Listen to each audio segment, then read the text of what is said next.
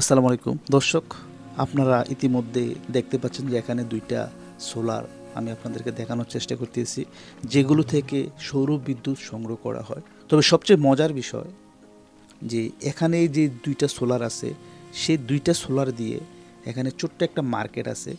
তো এখানে একজন ব্যবসায়ীর সাথে আমি কথা বলেছিলাম।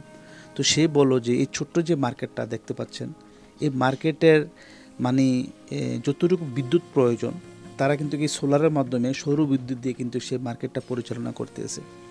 তাদের এই প্রসেসটা দেখে মানে আমি ভাবলাম যে যদি আমাদের বাংলাদেশের সরকারে এই ধরনের সিস্টেমে যদি মনে করেন যে প্রত্যেকটা গ্রামে বা প্রত্যেকটা শহরে বিভিন্ন জায়গা ছোট বড় বা বিভিন্ন জায়গায় যদি এই ধরনের প্রযুক্তিগুলো আস্তে আস্তে করে বাড়ানো যেত, তাহলে হয়তো বা আমাদের বাংলাদেশে যে বিদ্যুতের যে সংকটটা, সেটা হয়তো বা অধিকাংশ কমে আসতো।